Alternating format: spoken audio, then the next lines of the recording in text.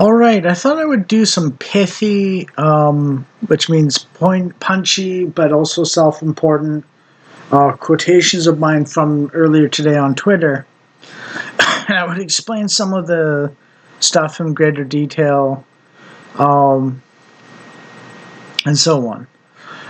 So basically, one of the things I said is the only human right is to be Christian and in a Christian nation.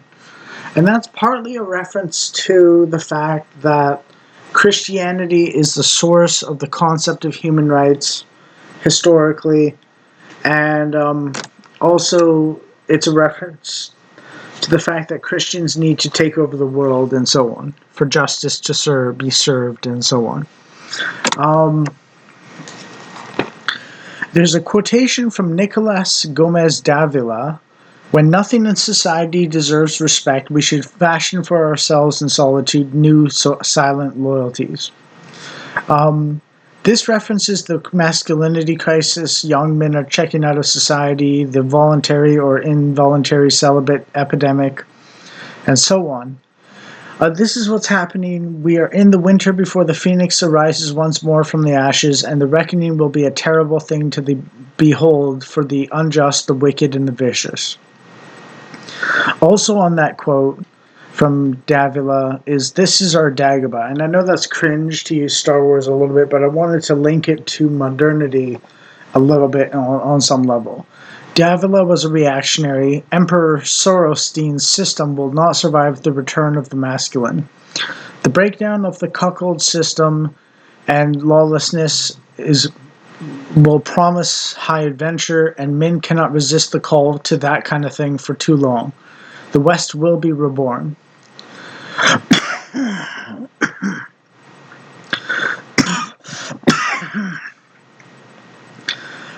I also posted King Osric's speech to Conan the Barbarian in the movie Conan the Barbarian, 1983, with Arnold Schwarzenegger.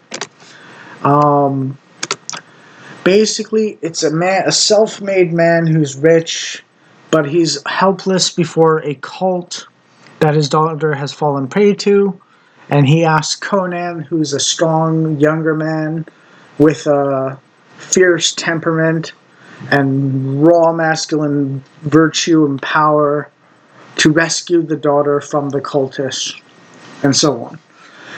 And Osric represents the king in collapse, who's focused on status symbols and so on without actually having the status properly, and so on. And I'll get more into that detail later.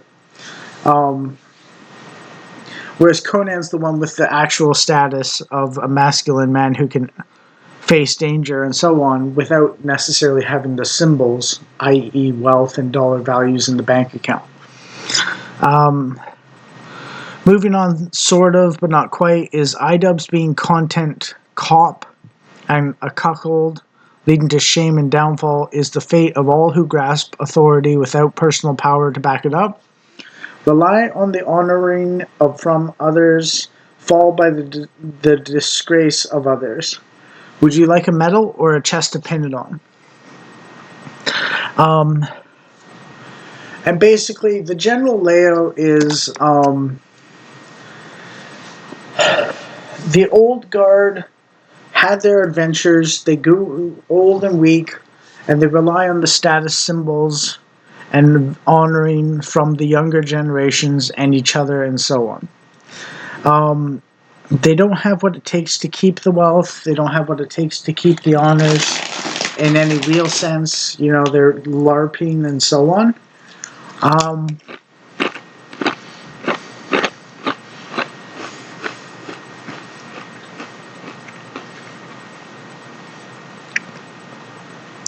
There's the scene just before they get taken in by King Osric's men says something like success tests a man just as surely as failure. That is true. That is part of it. Now I'm going to get into another part, and basically one of the things is the more the cuckold system of the West and the liberal order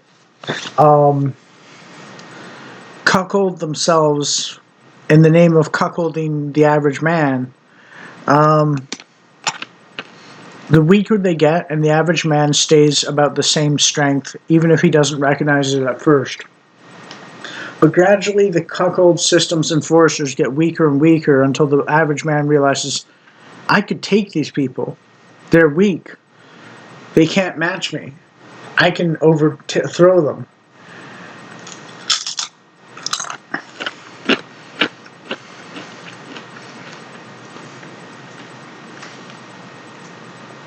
So you see in Britain, female police officers being pelvic thrusted by immigrants and stuff like that. And, the official police are like homosexuals and fragile men and old, like 60-year-old men. And I don't blame the 60-year-old men, but the rest of them are weak and they don't deserve positions of honor or strength or virtue or anything like that.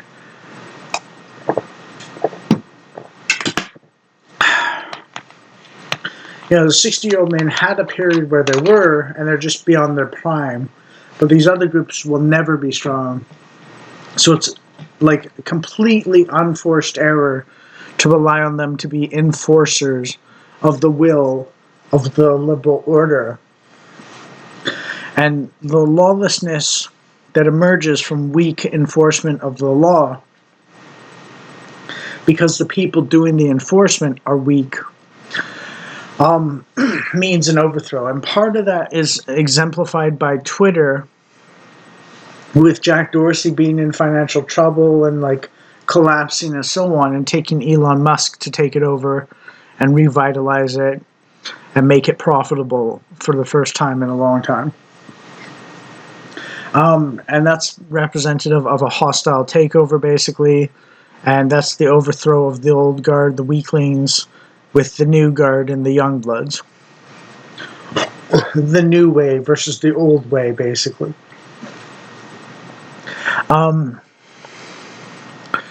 Now, to throw a wrench in the mix, in the mechanics of this, in the machine of this argument set, my most prophetic friend once asked me whether I'd like the sword Excalibur or its scabbard.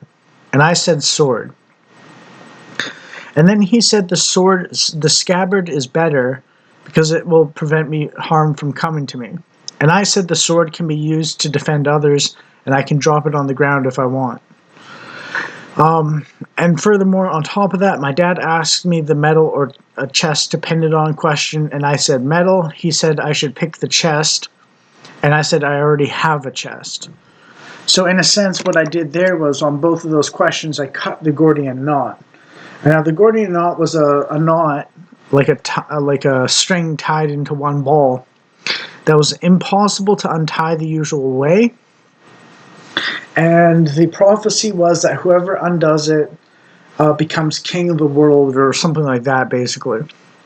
And Alexander the Great, or Alexander of Macedon, basically took a look at it, took his sword out, and cut it in half, thereby undoing the Gordian knot, and so on. Now, the lesson isn't to just full-blown imagine yourself as conquering king when you're like a 5'5", 100-pound skinny weakling. But the thing is, Alexander the Great used his knowledge of his wider world knowledge of swordsmanship. The sword is a physical object, so he was grounded in reality with the sword. And everyone else was limited in scope by the obsession with untying it with your fingertips and so on.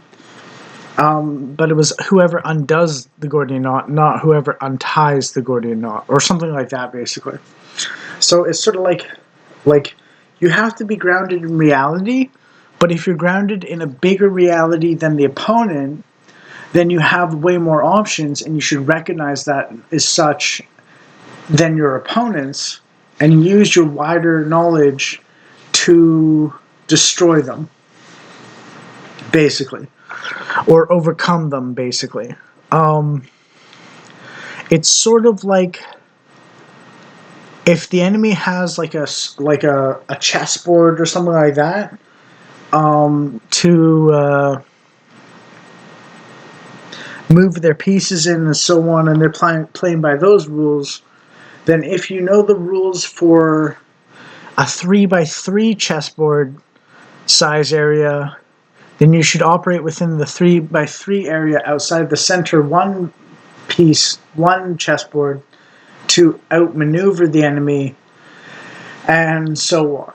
But it has to be real and grounded in reality. So you can have your cake and eat it too if you eat half the cake and save the other half for later, because no one specified it had to be the whole cake or something like that, is one way to look at it. So it's creative thinking, but it's grounded in reality. Or you can say, like, have your cake and eat it too. You eat one cake, they say. So you say, okay, I have a second cake ready for me. So I've kept the second cake and I've eaten the first cake. That kind of thinking,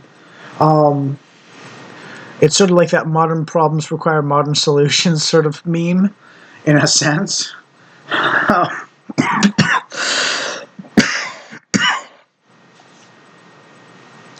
But it has to be grounded in some form of actual reality and so on. Now, we're kind of in a trench warfare situation with the culture war to some extent. So morals and virtues and ethics are organizational schema and so on, and that forms the unit tactics and the logistics and maybe the artillery prelude to infantry attacks. And maybe you can come up with the creeping barrage, which is when you shoot big bomb shells ahead of infantry at certain designated times, at certain designated ranges. And you just move forwards at those exact times, and the infantry know to attack further at those exact times to minimize the level of casualties inflicted on your own troops from your own artillery shells, but also to minimize the amount of time the enemy has to recover from the artillery shells to fight back against your infantry advance. And it's the logistics and the unit tactics and some of the technology, like a trench broom or like a shotgun versus a bolt-action rifle or a machine gun like a BAR or something like that, versus a bolt-action rifle, the unit tactics and the individual infantry tech and so on, or like the drone operators thing going on in modern Ukraine, Russia. But it's still somewhat of a trench warfare thing, and you can game the system through mobile warfare, which is a very pseudo-simple version of warfare because it's easier to understand mobility and like attack from the back and so on. It's a little simpler, Mongolian style, or it could be World War I style through the ebb and flow battle and the nuanced aspects, and just doing attrition or something like that. Or some combination of both, basically. Like the Germans in World War II mixed unit tactics where they had something to counter anything they faced at any given time, whereas the Allies were like, we're going to put all our tanks in one group and all our infantry in another group, and we're just going to keep them totally separate. And then all you need is like 2 anti-tank guns, and then suddenly like 100 tanks don't matter. Or you have like 2 machine guns and all the 100 infantry don't matter because the Germans have 2 of each or something like that, so they could counter anything the British threw at them with either all tanks or all infantry. And it's like all this kind of way of looking at it, and our morals and our virtue and our masculinity and the other stuff is like the World War I version of it, and the James Lindsay types are kind of the mobile warfare insistence types. And the problem with mobile warfare is you can get so busy moving around that you don't actually fight. And masculinity at least says we're going to go into the fight. So just things to think about.